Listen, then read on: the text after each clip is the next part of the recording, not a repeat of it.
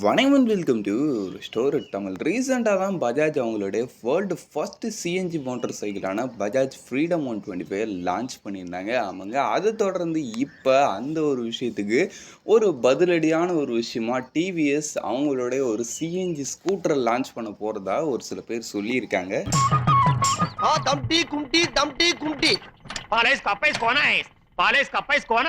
அது என்ன ஸ்கூட்ரு, எப்படி வரப்போகுது, எப்போ வரப்போகுதுன்ற மாதிரி எல்லா விஷயத்தையும் இன்றைக்கி நம்ம இந்த வீடியோவில் தெரிஞ்சுப்போம். தெரிஞ்சு நடிச்சுன்னா ஒரு எக்ஸ்ட்ரா தெரியும். அந்த கிரெடிட் கார்டை சப்ஸ்கிரைப் பண்ண ஒரு செகண்ட் ஸ்பெண்ட் பண்ணி ஒரு தட்டி விட்டிங்கன்னா எங்களுடைய ஒரு நாள் உழைப்புக்கு மிகப்பெரிய உதவியாக இருங்க. ப்ளீஸ் வந்து சப்ஸ்கிரைப் மட்டும் பண்ணுங்கப்பா. சரி, அதிகமாக பேசாமல் வீடியோக்குள்ளே போகலாமா? சரி, ஃபர்ஸ்ட் விஷயம், எதுக்கு டிவிஎஸ் இப்படி ஒரு திடீர்திப்பான முடிவாக இந்த ஒரு சிஎன்ஜி ஸ்கூட்டர் செக்மெண்ட்டில் இறங்கினான்ற ஒரு டவுட் நிச்சயமாக அவங்க எல்லாருக்கும் இருக்கும். அதுக்கு ஒரு சிம்பிளான ரீசன்னே சொல்லிடலாம், அந்த காம்படிஷன். ஆமாங்க, பொதுவாக வந்து பஜாஜ் வந்து டிவிஎஸோட ஒரு டைரக்ட் காம்படிஷன்னே சொல்லலாம். ஆமாம், வந்து உள்ளூர்லேயும் சரி வெளிநாட்டிலையும் சரி இவங்க ரெண்டு பேரும் நல்ல அந்த ஒரு எஃபிஷியன்ட் பைக்ஸ் விற்கிற ஒரு சூப்பரான பிராண்ட்ஸு, ரெண்டு பேருமே அஃபோர்டபுள் ப்ரைஸிங். இப்படி இருக்கும்போது இவங்களுடைய காம்படிஷனான அந்த ஒரு பஜாஜ் வந்து ஒரு வேர்ல்டு ஃபஸ்ட்டு ஒரு மோனோபாலி ஒரு ப்ராடக்டான அந்த ஒரு சிஎன்ஜி மோட்டார் சைக்கிள்ன்றதை வச்சுருக்காங்க. பட் இன்னி வரைக்கும் டிவிஎஸ் கிட்ட அந்த ஒரு சிஎன்ஜி அது மாதிரி எந்த வித கான்செப்டும் இல்லைன்றதுனால இப்போதைக்கு இந்த ஒரு சிஎன்ஜி வெஹிக்கிளில் வேர்ல்டு லெவல்லே நம்மளுடைய பஜாஜ் தான் மோனோபோலியாக இருக்கிறாங்க. இது மாதிரி ஒரு மோனோபோலியாக இருக்கிறது நல்லதான்னு கேட்டிங்கன்னா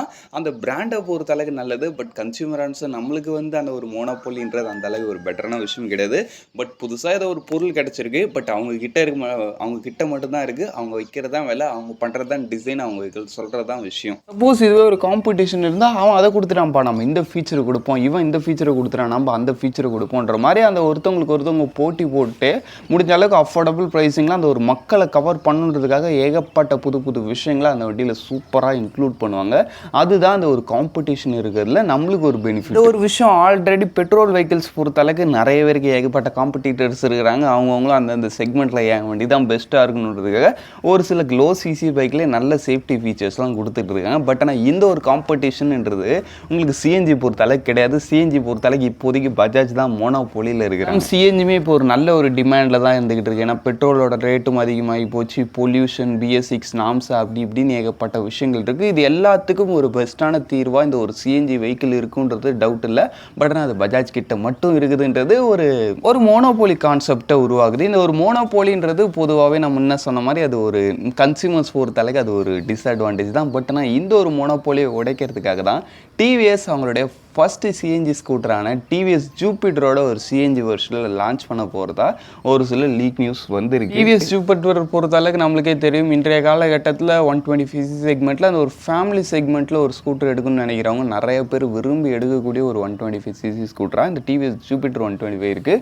இதோட ஒரு சிஎன்ஜி வெர்ஷனை நம்ம இந்தியன் மார்க்கெட்டில் லான்ச் பண்ணுறாங்கன்றப்ப அது ஒரு ரியலி ஒரு பெட்டரான ஆப்ஷனாகவே இருக்கும். அது இல்லாமல் நம்ம பஜாஜ் ஃப்ரீடம் 125 ஒரு பெஸ்ட்டு காம்படிட்டராகவும் இருக்கும். இதை மாதிரி ஒரு பெஸ்ட்டு காம்படிட்டர் இருந்தால் தான் அந்த ஒரு செக்மெண்ட்லன்றது ஒரு க்ரோத் இருக்கும். இப்போ நீங்களே நினச்சி பாருங்கள், நீங்கள் தான் அப்படியே ஒரு சர்டன் ஏரியாவில் நீங்கள் தான் பெரிய ஆள், உங்களை மிஞ்சத்துக்கு யாருமே இல்லைன்றப்போ உங்களுக்கே உங்களை டெவலப் பண்ணிக்கணுன்ற ஒரு மைண்ட் செட் வராது.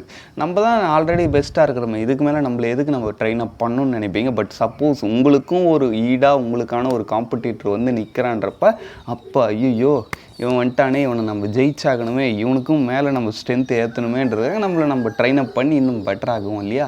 அதனால தான் ஒரு காம்படிட்டர்ன்றது நிச்சயமாக ஒரு டெவலப்பிங்காக தான் இருக்கும். அதை நம்மளை அழிக்காது. அன்டில் நீங்கள் எதுவும் பண்ணாமல் இருக்கிற வரைக்கும், அவன் காம்படிட்டர் வந்துட்டான், அவனை அழிக்கணும்னு முயற்சி பண்ணாமல் காம்படிட்டர் வந்துட்டான்ற மாதிரியே நீங்கள் மட்டும் உட்காந்துருந்தீங்கன்னா அவன் ஈஸியாக அவங்கள காம்படிட் பண்ணி ஜெயிச்சுட்டு போயிடுவான். அதனால் இன்னும் கொஞ்சம் நாளில் தெரிஞ்சிடும் இந்த ஒரு சிஎன்ஜி காம்படிஷன்றது எந்த அளவுக்கு ஹெவியாக போகுதுன்றது. சரி, ஓகே. இப்போதைக்கு இந்த ஒரு எனக்கு கிடைச்ச நியூஸ் என்னென்னா, இந்த டிவிஎஸோட சிஎன்ஜி ஸ்கூட்டராக இந்த டிவிஎஸ் ஜூபிட்டரோட ஒரு சிஎன்ஜி வெர்ஷன் விட போகிறாங்கன்ற மாதிரி சொல்லியிருந்தாங்க.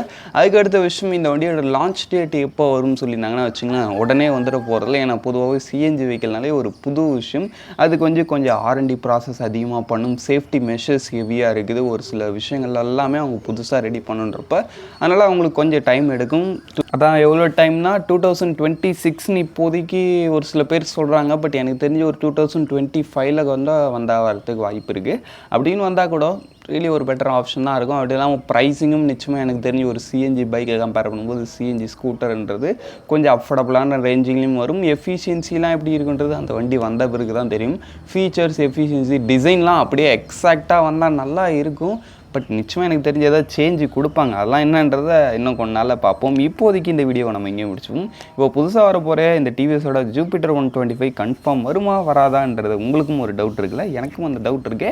பட் எனக்கு தெரிஞ்சு வரத்துக்கான சான்சஸ் ஹெவியாக இருக்குன்றது தான் என்னுடைய ஒரு கருத்து. அந்த ஒரு விஷயத்தை நான் உங்களோட ஷேர் பண்ணிக்கிறேன். இப்போதைக்கு தேங்க்யூ ஃபார் வாட்சிங். பாய். See you later.